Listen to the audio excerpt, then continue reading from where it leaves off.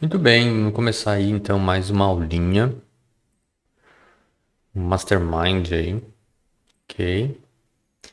Eu vou fazer uma apresentação rápida a respeito do que é o leilão, do que é que a gente precisa fazer também, qual que é o nosso papel no procedimento de aquisição de imóveis de leilão para o investidor, tá? Vou começar aqui com uma apresentaçãozinha que eu tenho já no computador prontinha para uso, que diz respeito à atuação do advogado, tá? E o primeiro aspecto que tem ali é saber a necessidade do cliente, né? Ele quer para investir, para ter uma rentabilidade como um aluguel, ele quer para revender, para poder comprar o imóvel com margem e fazer a venda obtendo lucro, ou ele quer para uso próprio, né? Cada uma dessas situações, o valor de aquisição vai ter uma alteração substancial. A gente pode, ou poderia, né, fazer a busca por imóveis em plataforma de leiloeiro. E daí, nesse aspecto, a respeito da plataforma de leiloeiro, a gente começa analisando, por exemplo, vou colocar aqui na tela, o que a gente já tem de leiloeiro. Por exemplo, esse site, ele é um site que ele faz a busca em outros sites de leilão. Então você consegue fazer uma filtragem do imóvel que você está pesquisando, tá? E vai vir nesse site aqui as ofertas do que está sendo leiloado, judicial e extrajudicial. Vou pegar de qualquer um aqui só para mostrar, né? Ele vai te dar aqui um panorama geral, mostrando aqui as praças, ó. Valor, primeira praça, geralmente é o valor de avaliação. E a segunda praça, no mínimo, a metade desse valor, tá? Seria aqui 304 mil, então tá acima do mínimo. Não é nem 50% de desconto, ok. Aqui tem uma breve descrição, tem aqui um número de processo, etc e tal. E por aqui dá para ir direto no portal do leiloeiro. Esse leiloeiro aqui que é o Zuc. Posso clicar aqui também, tá? Mas daí tem que fazer o preenchimento de umas informações ali. Aceitar os cookies, não faz mal. Aqui tem como a gente fazer a pesquisa. Só a título de curiosidade, tá? Vamos abrir aqui. Pode ser esse aqui mesmo, não tem problema nenhum. E aqui, ó. A gente tem primeiro leilão 740, segundo leilão 370, o imóvel está ocupado, tem algumas informações, etc. Bom, voltemos ao nosso PDF. Quando a gente já tem em mente o que é, para que serve o que o cliente está nos buscando, agora a gente vai utilizar esses sites de leilão, a gente vai nos cadastrar. E justamente eles encaminham a newsletter por e-mail. E ali vai ter as oportunidades. A partir do que a gente sabe do cliente, a gente pode escolher o produto. A partir do produto, encaminhamos ao cliente. Caso ele tenha interesse, a gente realiza a análise, tá? Em seguida, a gente tem aqui um apanhado geral do que significa esse leilão, né? Porque o papel do advogado pode se dividir ou pode ser somente uma dessas partes aqui. O advogado pode somente buscar oportunidade, ele vai somente atrás do cliente, ele vai somente atrás de análise e viabilidade, ele vai fazer somente a análise pós-arremate, a liquidez. Tudo isso envolve leilão. A depender do tamanho do teu negócio, provavelmente você vai ficar somente com uma dessas situações aqui na sua responsabilidade. A oportunidade é a pesquisa. O cliente, a gente tem que fazer a nossa própria busca, né? Encontrado o cliente, identificado qual é o interesse dele, se vai atrás das oportunidades e encaminha para ele. Ele tendo interesse naquele imóvel, você analisa a liquidez do bem. O que é a liquidez, tá? A liquidez do imóvel, ela se baseia no valor que a gente conseguiria vender o imóvel imediatamente.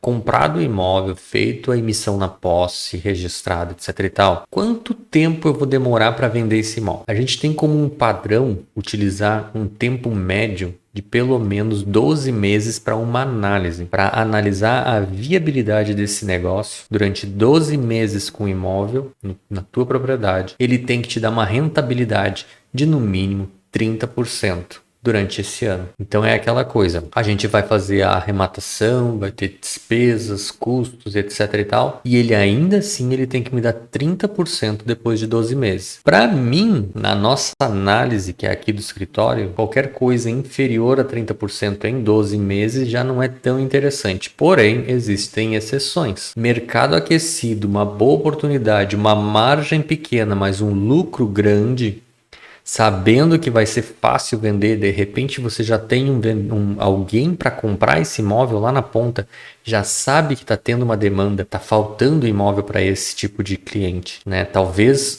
você seja o advogado que está investindo. Você pode pegar, fazer a arrematação do imóvel com um percentual inferior aos 30%, porém já vislumbrando uma venda em seguida. Também, atualmente, em decorrência das modificações que tivemos no Minha Casa Minha Vida, principalmente, a gente tem algumas situações onde é válido, inclusive, ter uma rentabilidade inferior a 30%, porém com um valor nominal maior no curto, médio prazo, porque a gente está vendo muito imóvel desocupado sendo vendido pela metade do preço e hoje a gente sabe que foi permitido, foi modificado forma de financiamento e o financiamento do Minha Casa Minha Vida na primeira faixa, na faixa mais base do Minha Casa Minha Vida, está em 150 mil. Então tem muito imóvel no leilão indo a 70, 80, 90, que ele está te dando uma margem de 60 mil para chegar no 150 e que ele se torna interessante. Porque o lucro ali é interessante, né? Vai fazer a venda até 150 mil, tem essa demanda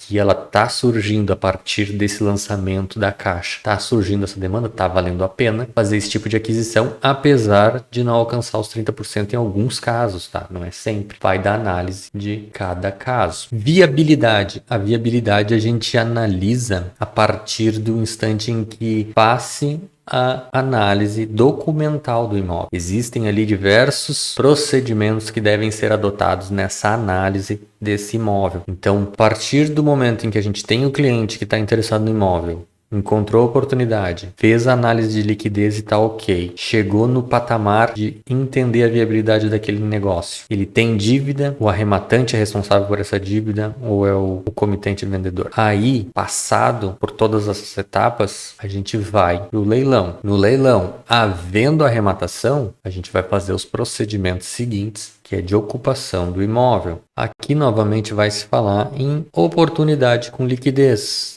E por que isso? O valor de mercado é que define a minha oportunidade, né? É justamente baseado no valor que eu consigo vender esse imóvel é que eu vou fazer a arrematação dele. Não adianta eu comprar um imóvel para venda próximo do preço de mercado, esperando que de repente 10%, 20% só de margem, esperando que ele vá ser vendido em 3 meses, porque pode acontecer muita coisa. Inclusive o próprio registro de imóveis pode ter alguma dificuldade e gerar esse atraso e demorar demais a acontecer. Então aqui tem alguns itens que devem ser considerados para a liquidez, tá? ITBI, que é a custa de transferência, imposto de transferência de bens imóveis. Esse imposto vai incidir sempre. E detalhe, no leilão, o imposto deve incidir sobre o valor de arrematação, ok? O problema é quando o leilão é extrajudicial e a gente não tem uma ata de arrematação porque foi uma venda online da Caixa, porque foi uma venda direta, não sai uma ata de leilão. Vai levar a registro, o ITBI possivelmente vai incidir sobre o valor de mercado do imóvel, valor de avaliação. Isso vai onerar o teu negócio. Tem que estar preparado para essa despesa. Estando preparado para essa despesa, depois a gente pode entrar com uma ação pedindo a restituição do valor que foi pago a mais.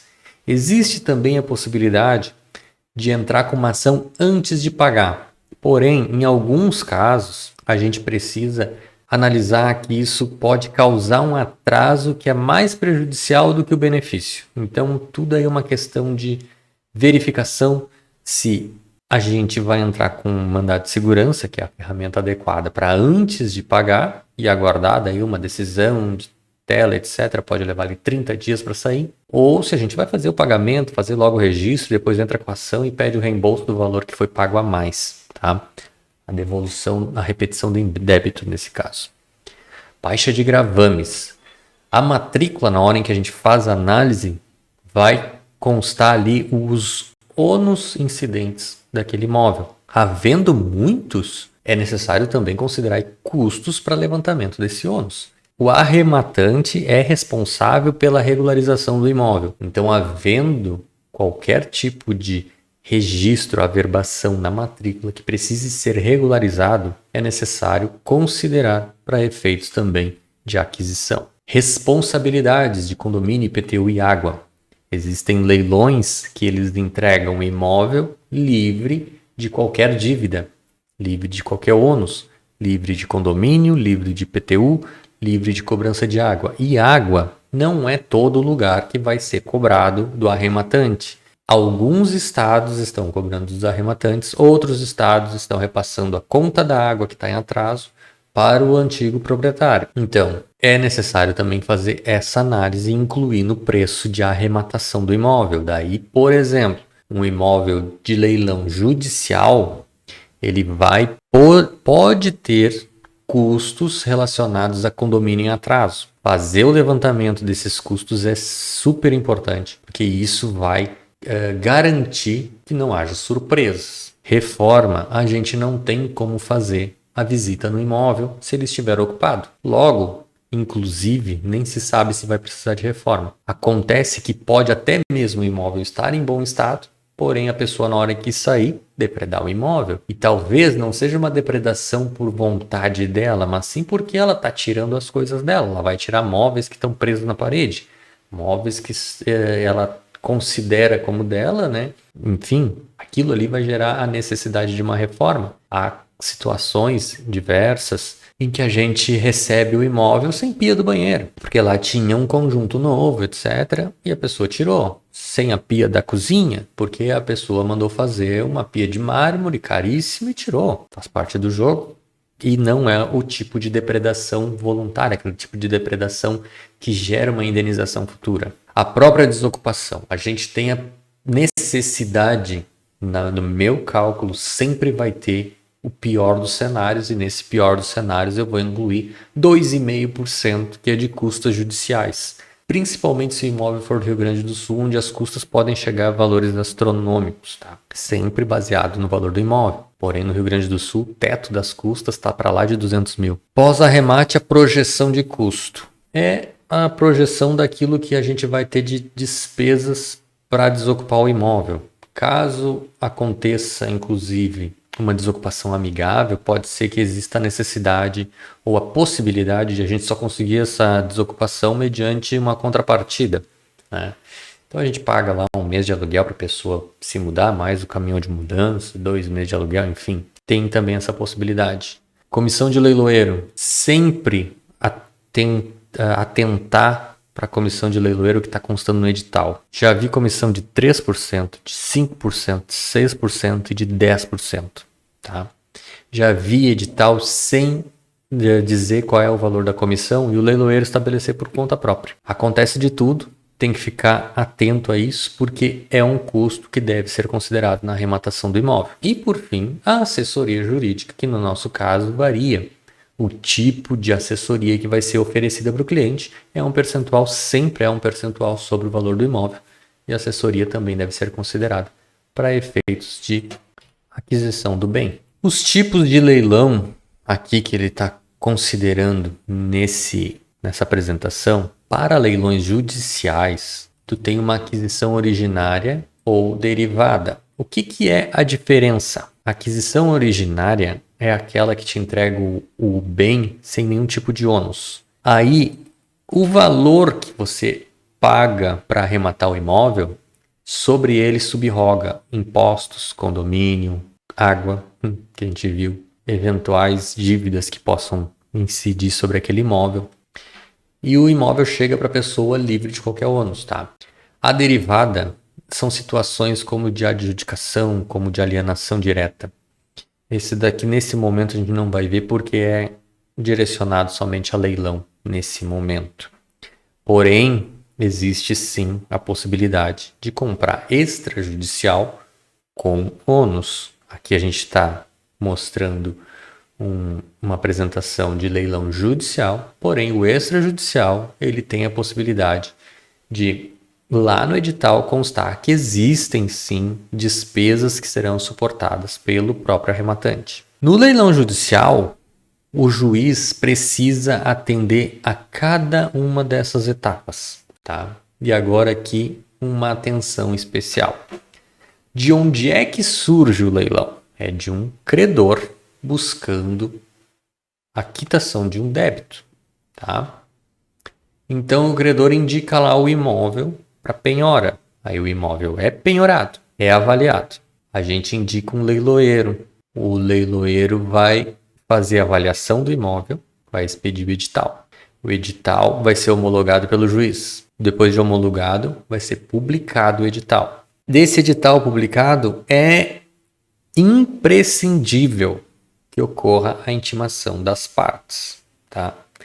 Acredito que essa primeira linha dessa apresentação, em que tem a penhora e avaliação, indicação de leiloeiro, nomeação, ordem de leilão, edital, homologação e publicação do edital, é a parte mais tranquila do processo de leilão.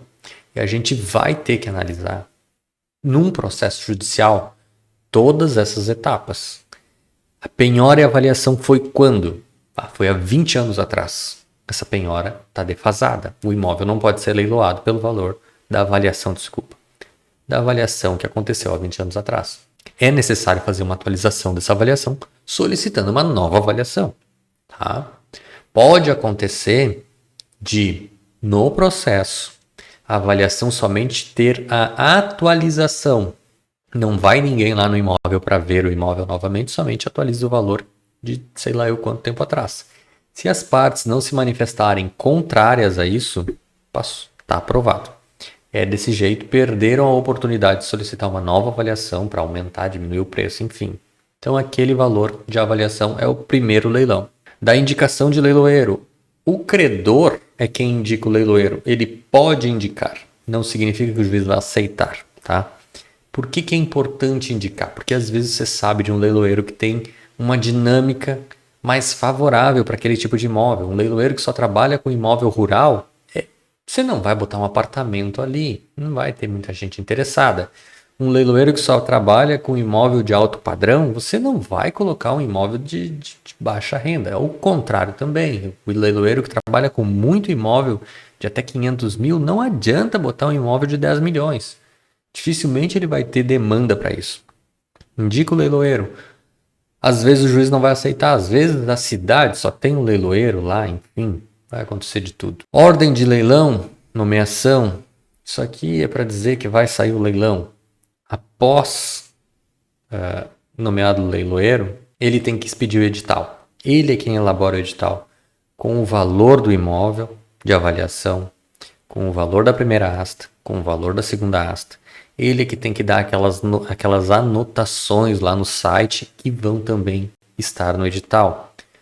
Tomar muito cuidado porque o edital precisa ter as informações que são imprescindíveis.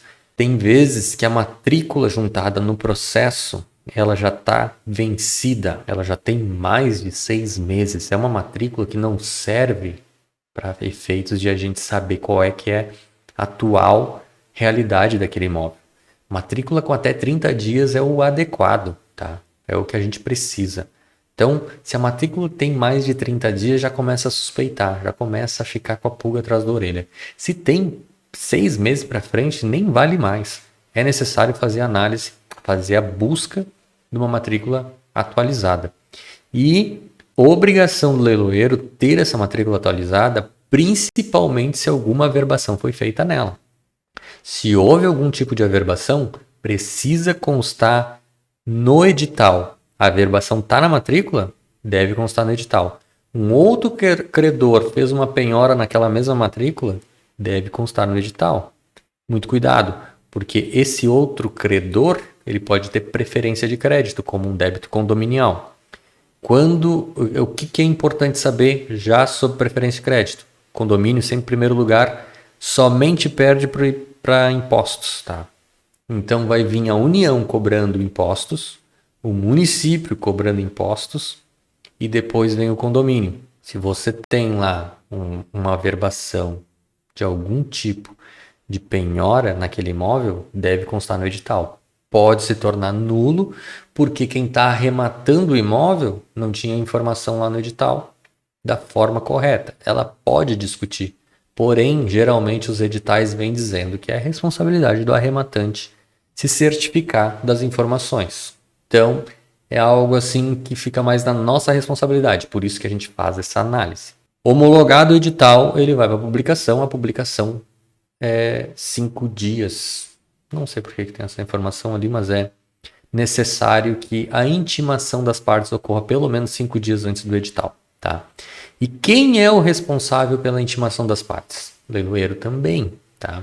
Ele é que vai solicitar ao juiz que seja expedida a notificação para as partes, ele é que vai publicar o edital, e esse edital tem que ser publicado até 5 dias antes do leilão. Ampla divulgação prévia, abertura e fechamento do leilão. Voltando lá na intimação, só um parênteses ali que me surgiu que é importante. A intimação precisa ocorrer.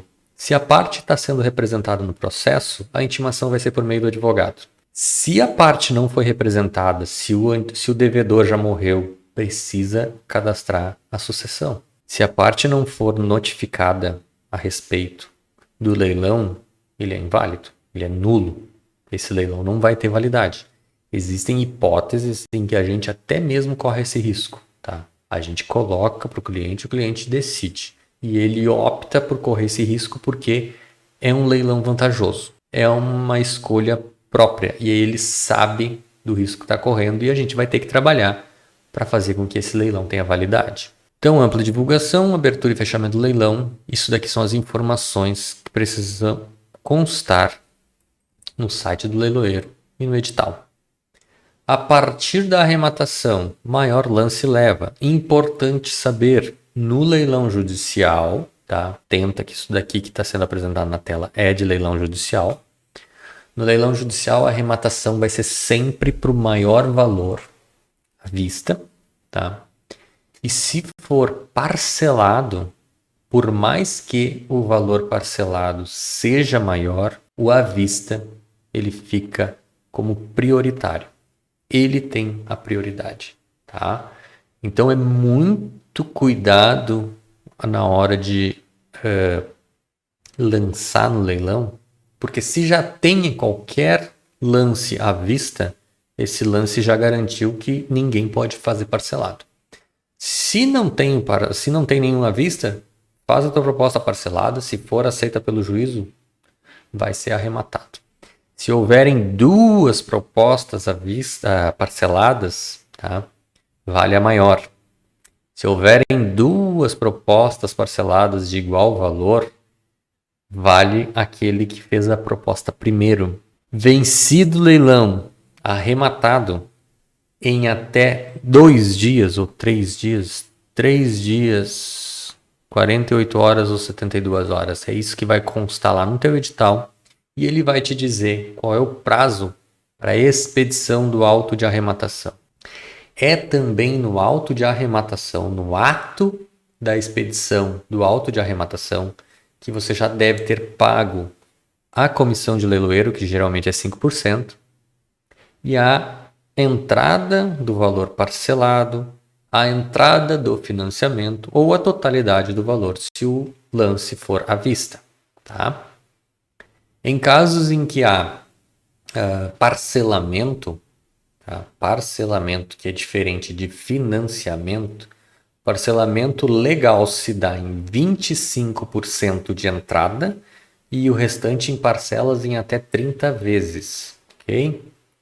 Se a pessoa optou pelo parcelamento, no auto de arrematação ela vai dar a entrada, vai dar a comissão do leiloeiro e o leiloeiro vai assinar, a pessoa vai assinar e vai encaminhar para o juiz. Tá? O juiz vai analisar se cumpridos os requisitos, tá? Se está tudo ok. Ele dizendo que está tudo ok, ele assina o ato de arrematação. Assinado o auto de arrematação, começa a contar. Assinado o auto de arrematação pelo juiz, começa a contar o prazo de 10 dias corridos. Tira o dia da assinatura, começa a contar do próximo dia, 10 dias, para a homologação final do imóvel, do leilão. perfectibilizando assim a alienação. E é nesses 10 dias que as partes podem se insurgir daqueles motivos previstos no artigo 903 do CPC, que estabelece quais são as hipóteses de anulação desse leilão. Vou te mostrar aqui. Qualquer que seja a modalidade de leilão, depois de assinado auto pelo juiz, pelo arrematante e pelo leiloeiro, como o juiz sempre é o último a assinar, então é a partir da assinatura dele que a gente vai contar esse prazo, a arrematação será considerada perfeita, acabada e retratável, ainda que venham a ser julgados procedentes os embargos do executado. Ou seja, se o executado entra embargando o leilão, mesmo que julgue-se procedente aquele embargo, fora do prazo de 10 dias que a gente vai ver em seguida, a negociação do leiloeiro não se desfaz. A arrematação ela permanece rígida, ela está perfeita, acabada e retratável. Até mesmo uma ação autônoma, que é a prevista aqui no parágrafo 4º, também não terá o condão de desfazer a arrematação.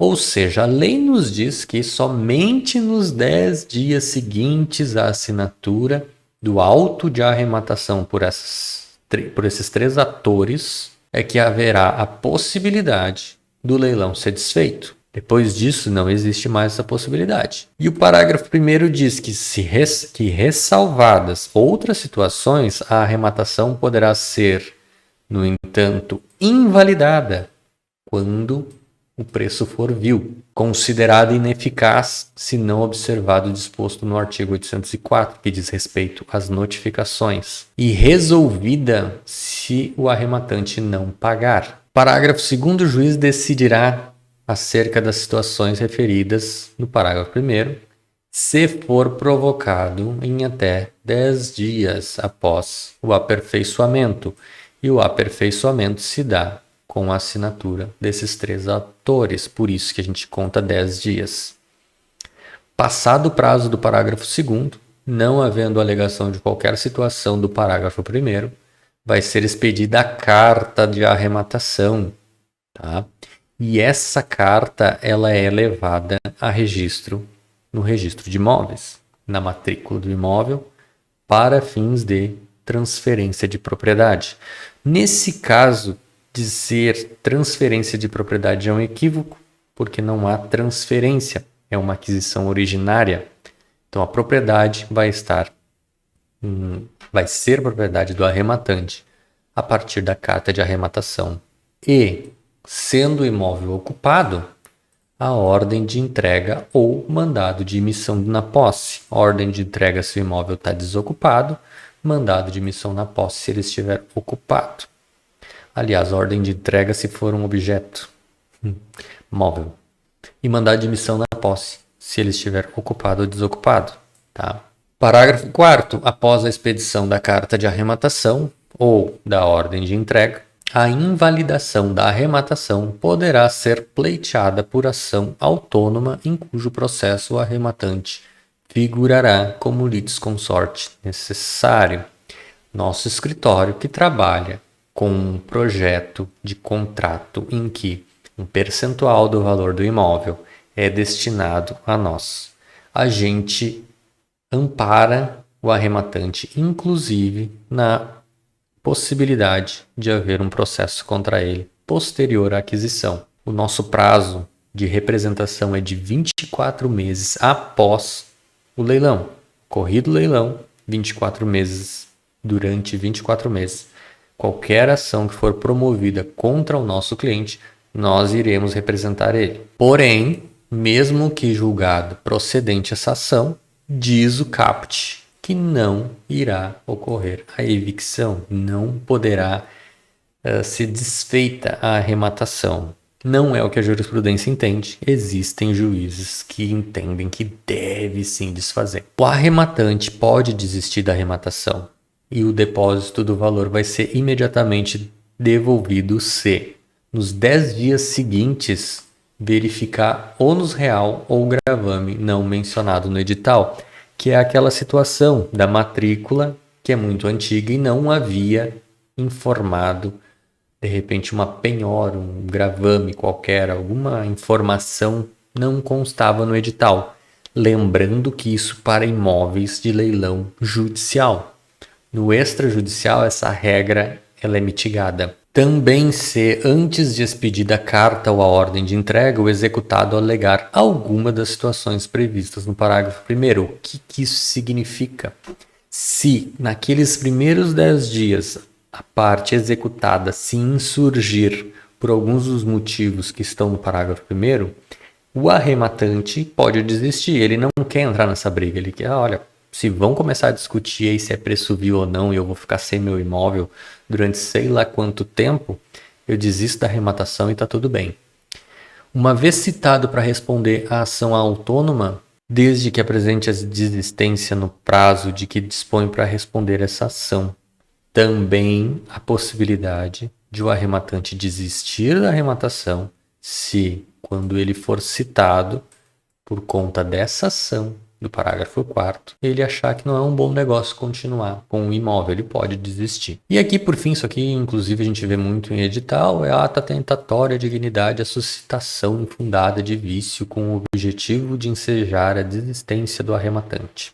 Por quê? Se existe a possibilidade de eu desistir da minha arrematação por conta do camarada ter promovido uma ação contra mim, é também importante que a lei obrigue ele imponha a ele uma multa, né, que vai ser fixada pelo juiz se verificado que ele somente promoveu essa ação com o intuito de causar a desistência da arrematação, certo? Voltando para o nosso PDF, a impugnação que eu já falei está no artigo 903, carta de arrematação, que é expedida após 10 dias do auto, estando o auto assinado pelos 3 atores. Em até 10 dias pode ocorrer impugnação, não havendo impugnação, carta de arrematação. Junto da carta de arrematação, a gente já pede pela emissão na posse. Com isso, tendo a carta de arrematação e a decisão de emissão na posse autorizadora a entrar no imóvel e desocupar, né? Essa mesma carta vai ser levada a registro. Também com essa carta, a baixa de gravames deverá ocorrer. E o valor pago para fazer o levantamento da baixa de gravames é o ônus do arrematante. O edital do leilão precisa ter no edital do leilão a vara e a comarca, juiz, processo e partes. Então, ele tem que me indicar onde é que está, por que está acontecendo, quem é que está participando, e o número do processo, o nome do juiz e quem são as partes, ok? Deve constar local e hora do leilão e quem é o leiloeiro. Data e valores de deságio, ou seja, qual é a data do leilão e quanto de desconto está sendo dado. O valor, né?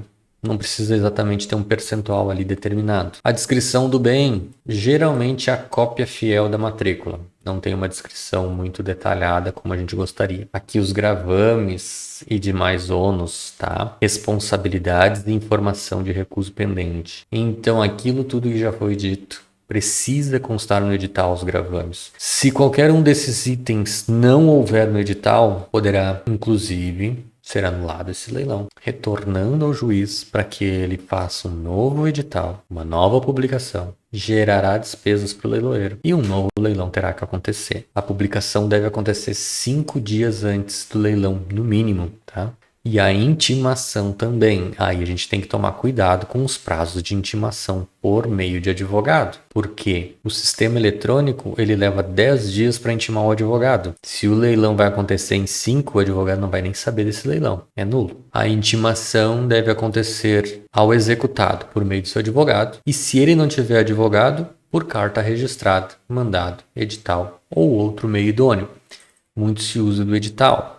Muito se usa da carta registrada, muito pouco do mandado. O que ocorre? Se existe a possibilidade de encaminhar uma carta, atenta para o resultado dela. A carta pode retornar como um ausente, como um mudou-se, como um falecido ou desconhecido. Nesses casos, não se perfectibilizou a intimação. Esse leilão poderá ser anulado. Porém, como a gente viu ali atrás, a pessoa só tem 10 dias para suscitar essa nulabilidade. Então, havendo esse registro, é um risco que se corre podendo participar do leilão, mesmo que a parte não tenha sido intimada devidamente. Porém, poderá haver até uma ação anulatória. Edital. O edital é controverso, porque somente pode ser citado por edital ou intimado por edital quando esgotado outras possibilidades. E a gente tem aqui duas possibilidades.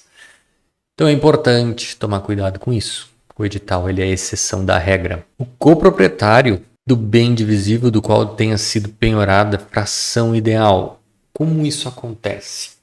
Um casal com separação total de bens não faz diferença nenhuma se aquele imóvel está sendo levado ao leilão para o cônjuge que está perdendo, junto com o executado. Agora, numa comunhão parcial ou comunhão universal, a gente obrigatoriamente precisa ter a notificação de ambos, intimação de ambos, tá?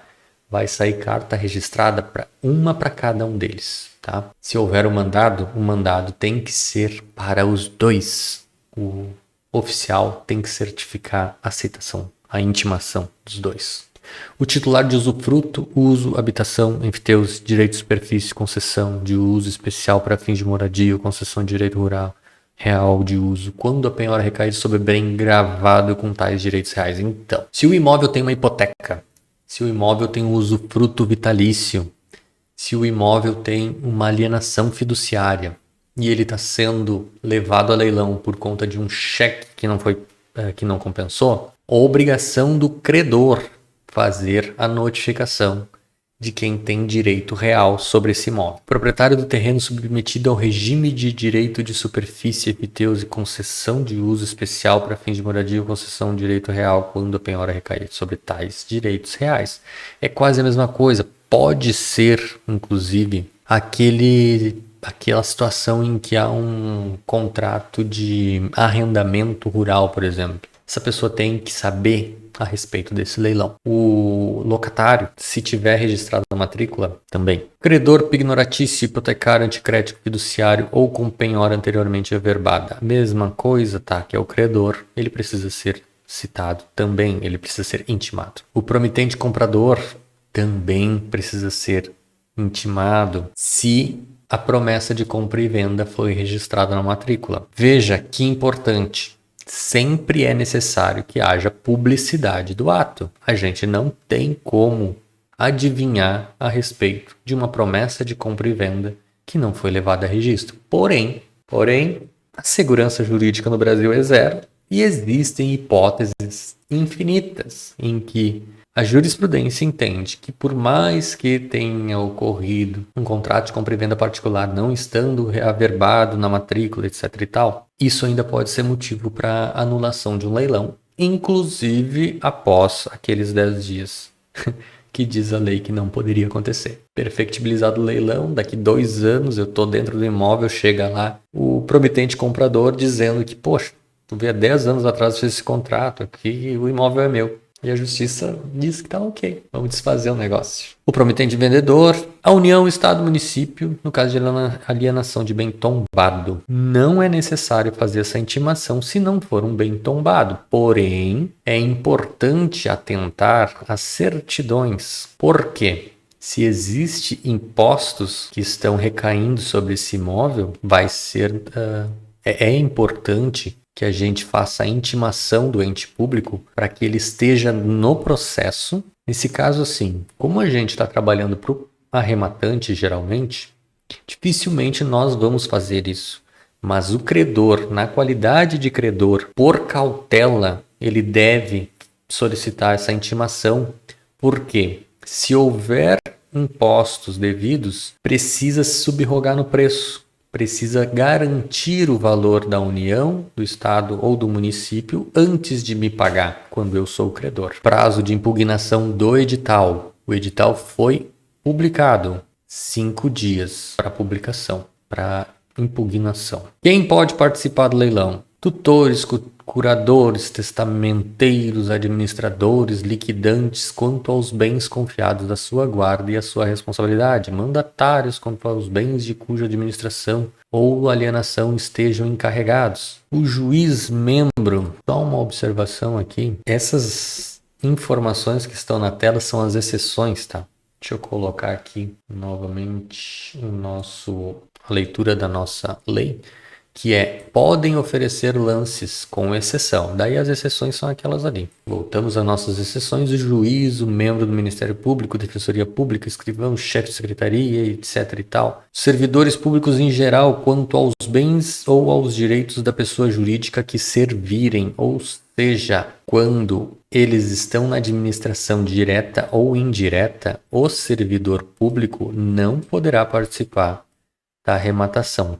Prestar muita atenção nessa situação, porque o funcionário caixa, ele pode participar de uma alienação, de um leilão judicial ou extrajudicial, desde que ele não faça a administração direta ou indireta desses bens, do passivo da caixa. O escriturário pode participar. Os leiloeiros e seus prepostos quanto aos bens de cuja venda estejam encarregados. Então, o leiloeiro não pode dar lance nos bens que ele tem para leilão. E os advogados das partes também não poderão participar dos leilões. Preço vil.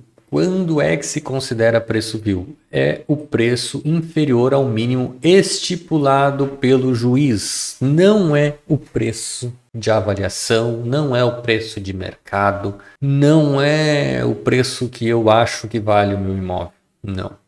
O juiz vai estipular o preço. Esse valor que o juiz estipulou pode ser impugnado nos autos. Não houve impugnação, vai constar no edital.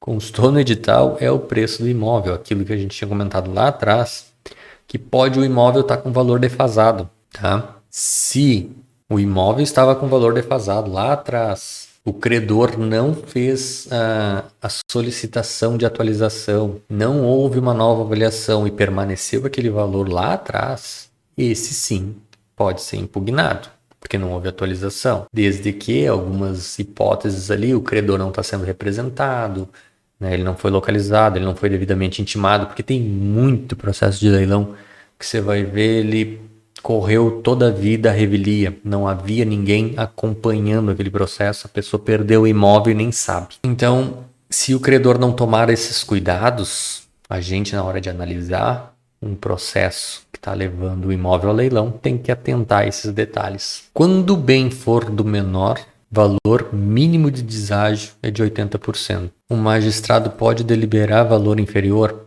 Pode. Existem hipóteses em que os valores podem, inclusive, ser inferiores a 50%. Quais são? Justiça do trabalho e a recuperação judicial ou falência. Quando estamos falando de direito do trabalho, a garantia máxima vai se dar em favor do trabalhador. Ele é quem tem o direito princípio. Então, se não foi possível vender aquela loja que a empresa tem pelo valor que se avaliou, o juiz pode dizer assim: venda-se pelo maior valor, maior lanço que houver, independente do valor. E aí as pessoas vão começar a lançar a partir de R$1.000. E o valor que chegar, quando bater no teto, é aquilo ali que vai ser vendido. Tudo para pagar as verbas trabalhistas. Elas têm prioridade, é verba alimentar. E outra hipótese é a falência das empresas ou recuperação judicial. Por quê? Na recuperação se pretende manter viva a empresa e na falência se pretende pagar os credores. Logo, não faria sentido manter na propriedade de uma empresa falida bens, né, imóveis principalmente, sendo que não vai ter uso. A empresa está falida e está se recuperando e aquele bem é passível de alienação, pode ser leiloado por um valor abaixo de 50% também para manter a operação da empresa, né? Prazo para pagamento. Salvo pronunciamento judicial em sentido diverso, o pagamento deverá ser realizado de imediato pelo arrematante. Não é assim que acontece, tá? Diz a lei que tem que ser feito de imediato, porém geralmente acontece em 3 dias, 5 dias. O exequente pode arrematar o bem, a preferência, artigo 892, artigo 1322, Código Civil. Deixa eu voltar aqui. CPC 892, salvo pronunciamento judicial em sentido diverso, o pagamento deverá ser realizado de imediato pelo arrematante por depósito judicial ou por meio eletrônico.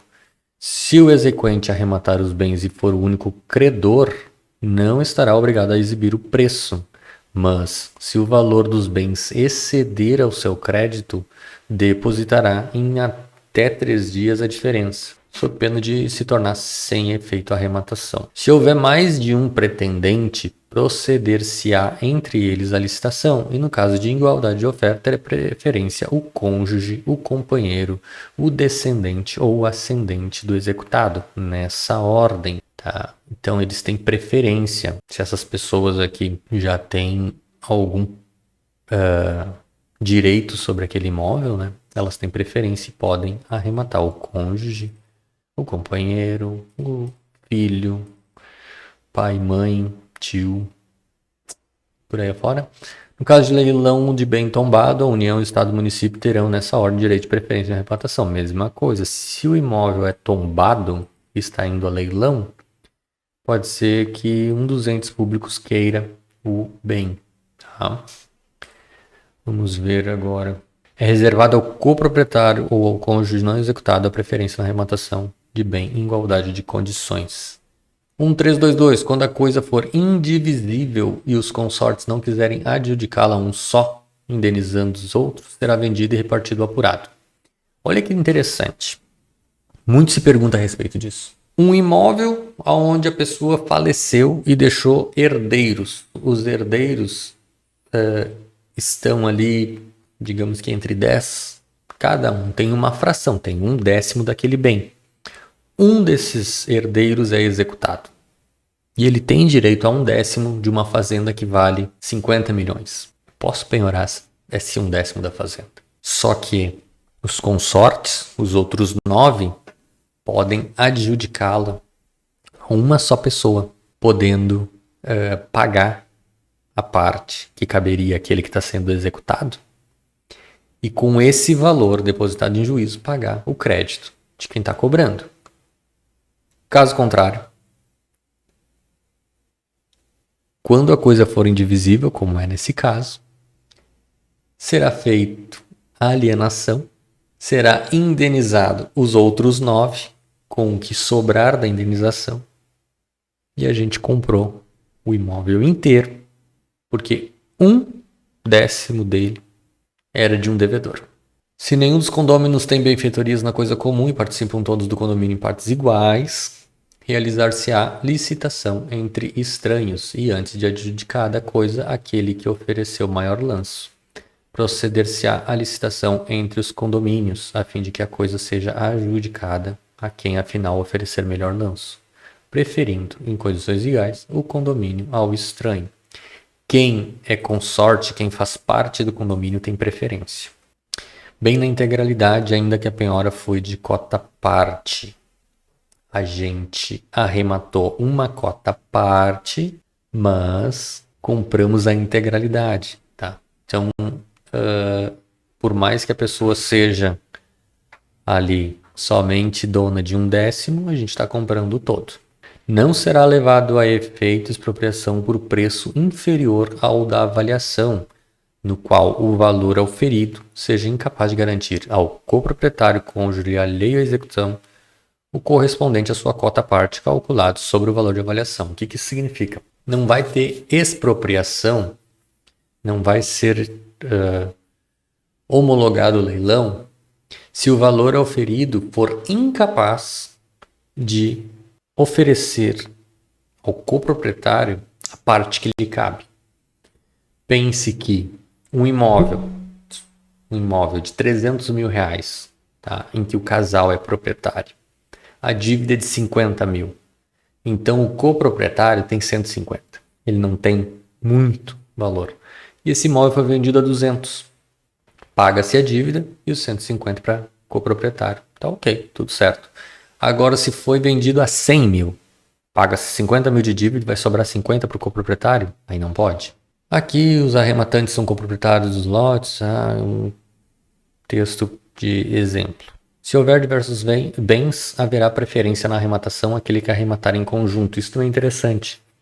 Quando a penhora, o leilão, é de um condomínio com 10 casas, porque a incorporadora faliu. Aquele que ofereceu um valor para comprar tudo tem preferência. Bem possível de divisão.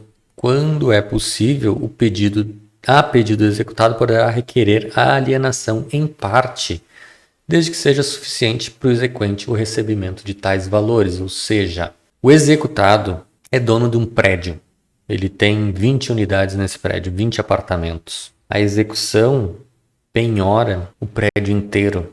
Ele pode indicar, olha, com 2 unidades vocês quitam essa dívida, então eu vou oferecer somente 2. Não é necessário penhorar tudo e levar tudo a leilão, porque o bem é divisível, tá? E aí existe essa necessidade de ele apresentar planta com memorial descritivo. Uma primeira aula, tá? Tenho mais 2 slides ainda a respeito dos leilões. E isso daqui, basicamente, é sobre leilão judicial.